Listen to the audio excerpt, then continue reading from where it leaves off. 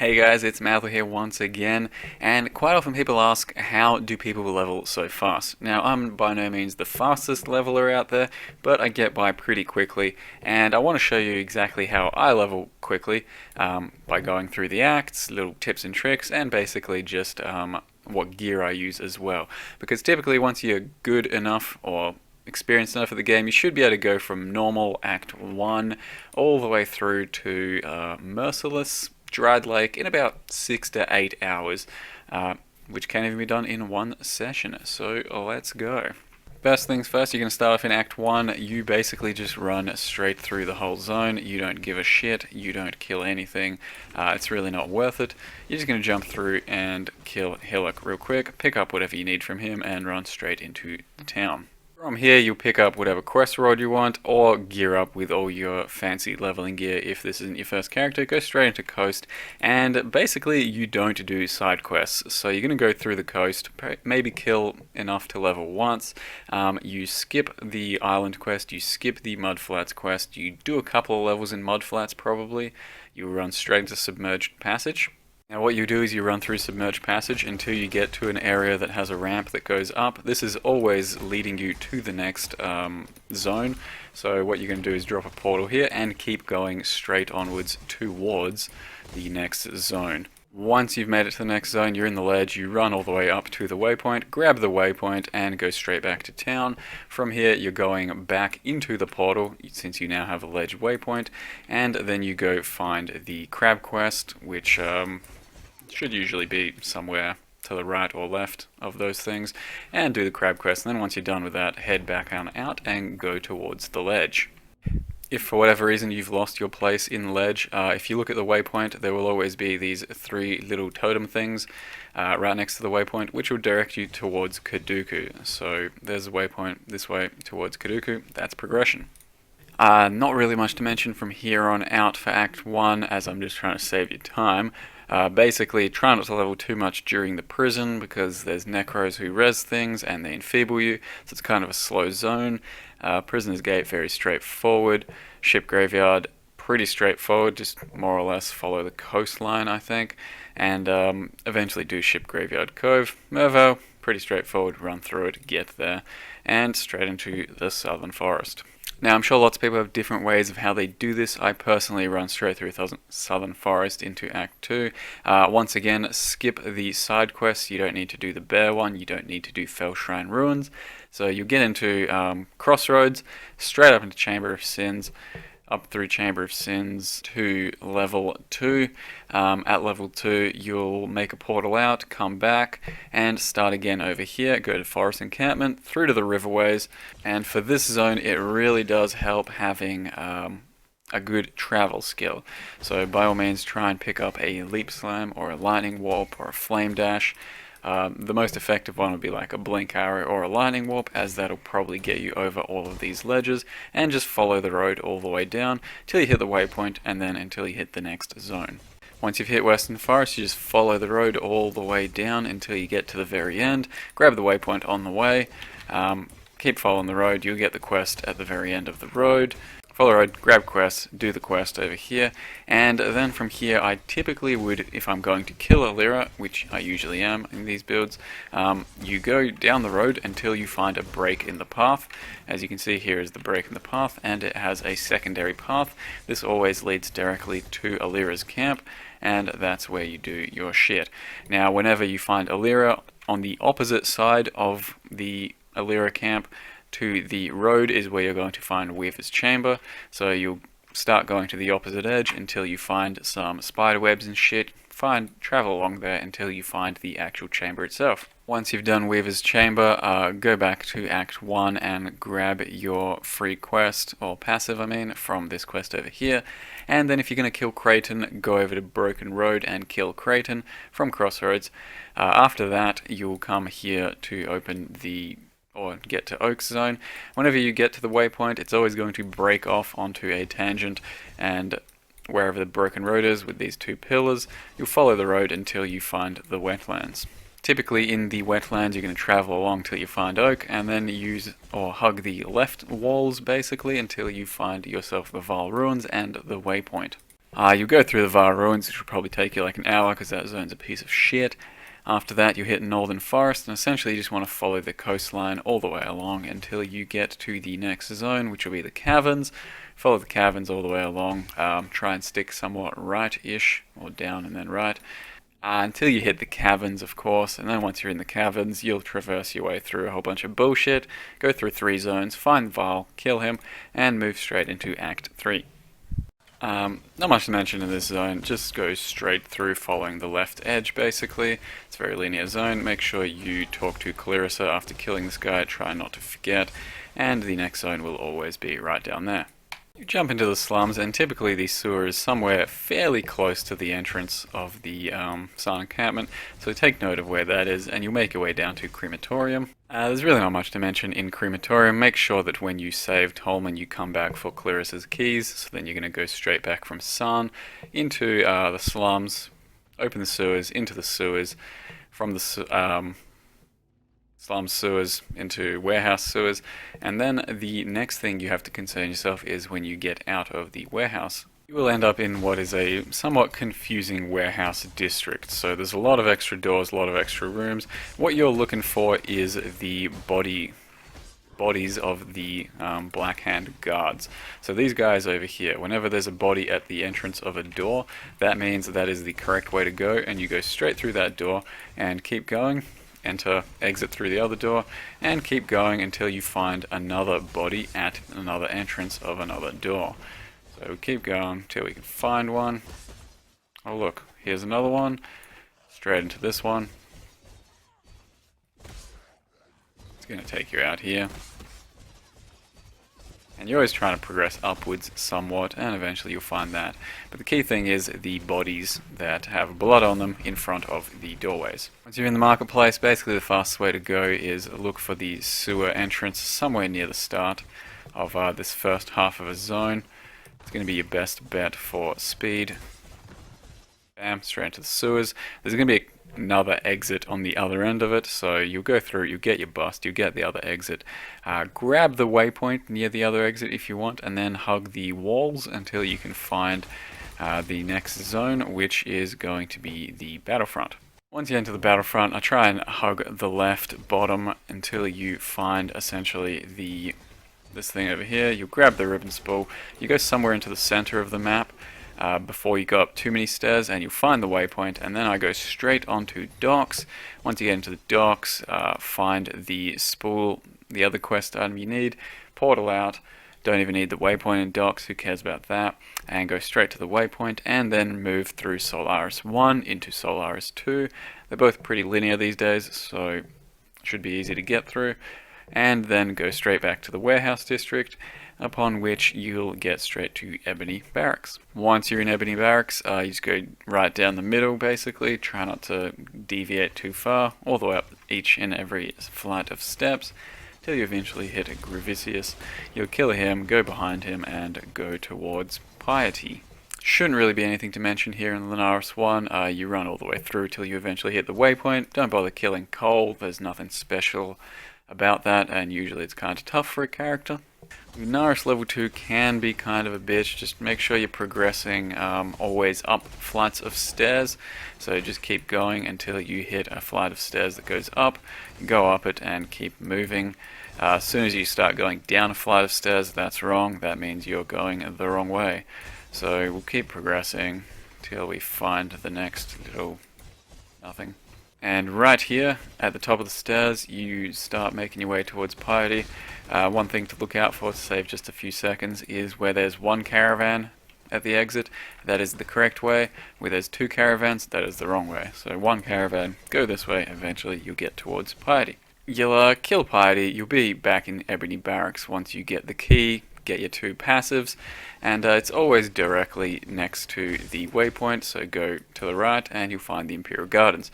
Now it's a good time to mention you shouldn't really do any of these side quests, they're kind of bullshit, so don't bother doing the Swig of Hope, docks, in that area, hedge maze, or library. You don't need any of that unless you actually need the Skill gems from library, you only have to do it one time around, let's say in normal, and then you get them in cruel and merciless. But in general, not really worth doing. You make your way up the road, grab the waypoint, and then Dominus Zone is always going to be over to the right, north right, around here somewhere. And then the Scepter of God is always essentially going to be like a square, and you're going to the one of the four corners to find the next zone. On the first level, it's always going to be the top left or the top right, so go to either one of those. The rest of the zones, you're just going to opposite ends, basically, and eventually you'll find the next stairs. There's actually not too much that I can think of in Act 4 that I can help that saves time. You just got to run through the shit rather quickly. Aqueduct's very straightforward. Dried Lake, rather straightforward once again. The mines... Make sure when you're running through the second level that you grab the passive quest on the way. If you don't find him on the way, make a portal right at the exit of level 2 as you get into the crystal veins.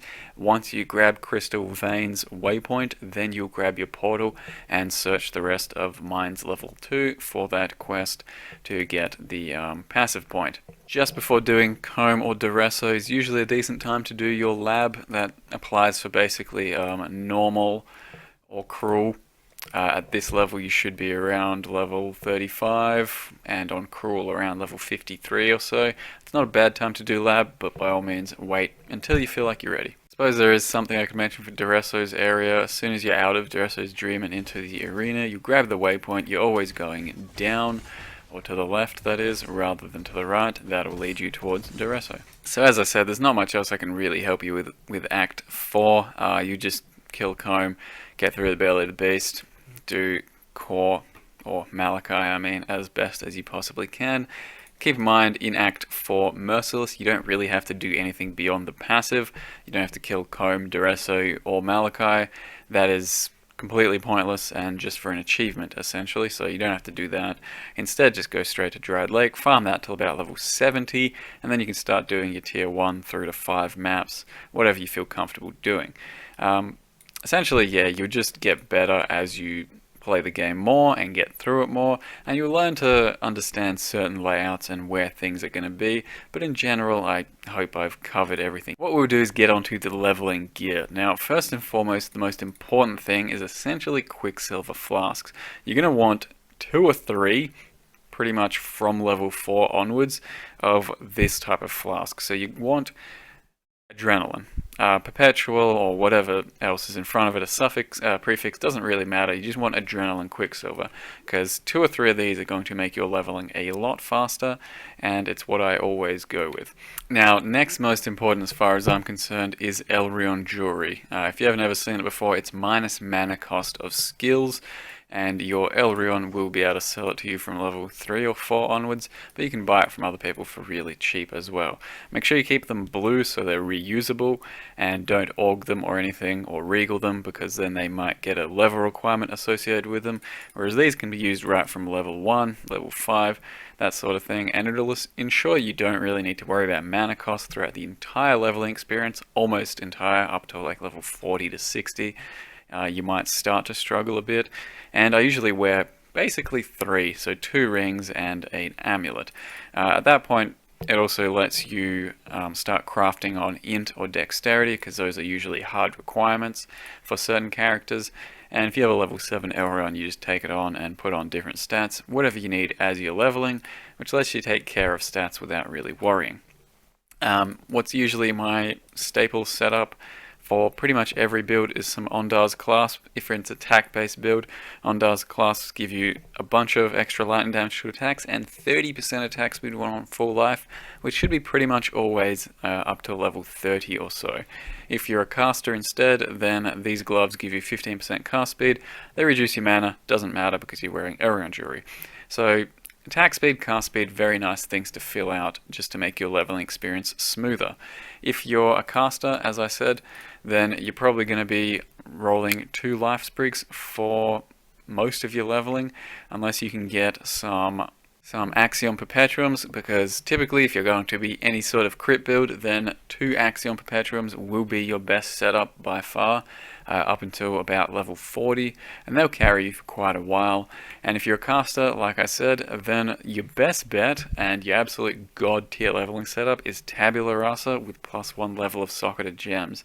It's not too expensive right now, we're talking something like 50 chaos, and I personally always invest some sort of currency into leveling because the faster it is, the more enjoyable it is, and the faster I can get onto my character, so I consider it a sound investment to spend some currency. Now, the purpose of a +1 tabula is you can then level with empower gems. A level 1 empower currently gives you nothing. In a tabula, it gives you +1 to your gem choice. So all of a sudden, your spell that you have in there is now 2 levels higher, right from level 1, and that's a pretty big deal for gem levels as spellcasters. A level 2 empower, which costs like 5 chaos because they're bricks, will have +1 level of gem already on it. Put it in there, it's +2. So from level 10 onwards, you can have +3 levels of gems. And then once you hit level 45, you can get a level 3 empower, which costs something like 20 chaos, I think, and that'll give you 4 extra levels in total with your tabula and your gem. The other gold standard in leveling right now is your 7 league steps. These are much more expensive, they're something like 1x, but if you're going to level multiple characters, then they're a very good investment as well. Otherwise, West and Wanderlust up until about level 40, they'll carry you for quite a long time, just for movement speed and cannot be frozen mod. Typically, for an attack based build, or probably any build, Meganauds is going to be part of your setup at level 8. If you can afford to drop your Elrond amulet, then a Kurui ward is always good for leveling from level 5 till whenever you need to drop it. Or if you just want some extra damage, then an Ignimon, that gives you a lot of extra damage on your attacks early on. A Praxis is very good for mana sustain on any caster build that's heavy on mana, so keep in mind when you're rolling a mana based character and need more mana sustain. Immortal Flesh, pretty damn good for sustain once you hit 50 for both mana and life, and -5 max res shouldn't really matter up until, late Merciless, so you'll be fine with that as well. Guess I'll go over just a few random attack-based weapons as well. Last Resorts are probably your best weapon to start off with for attack-based characters. A Crest of Parandus as a shield can carry you all the way through the game just for its life and resist and block. Death's Harp is pretty much the premier bow leveling item. You'll use pretty much every unique bow as you go, but Death's Harp can carry you all the way up into Merciless. And I think for gear there's actually not too much more to mention. Just make sure you're upgrading gear as you go every, say, 10 to 15 levels. Invest a couple of chaos here or there if you have to. It's very worth it to make leveling smoother, especially as attack-based builds, and try and get better weapons here and there. Most importantly, while you're leveling, you if you're on softcore especially, kind of want to go for your DPS passives as much as possible early on. Plan it out so you know where you're going for maximum efficiency in DPS. Quite often getting to jewel sockets is really important early on, like if you're leveling a ranger, for example, getting up here or over here and chucking in a static electricity can be a very big damage boost because you have barely any damage early on. So 1 to 80, if you have all these points allocated, is a very large boost in damage early on. Likewise, you can get a hidden potential in any jewel socket here or there or wherever you're leveling. And if you're running Elrond Jewelry, which you typically will be running 3 blue pieces of, that's 75% increased damage right there. You may even want a belt or something else blue as well. That's 100% extra damage. So with the right leveling setup, and if you prioritize the right passives, something like Essence Drain, which starts out rather slow, if you have the right gear, the right passives, the right jewels, then Essence Drain is probably one of the fastest things you can level with, and it becomes very enjoyable indeed. But that's actually all I'll say about leveling. The more you do it, the more you play, the better you get, and you'll pick up on little efficiencies here or there. I do like to use leveling items quite often in all of my setups. They make things a lot faster. Quicksilver Flasks, as I mentioned as well. Watch streams to pick up on other tips. You'll probably find the pros do it better than I do, especially. And yeah, just watch some streams in the background, have some music. You'll grind through it pretty quickly and effortlessly if you just zone out and do what you got to do. So I hope this video helped some people out, if anyone at all. And thank you very much for watching. See you guys next time.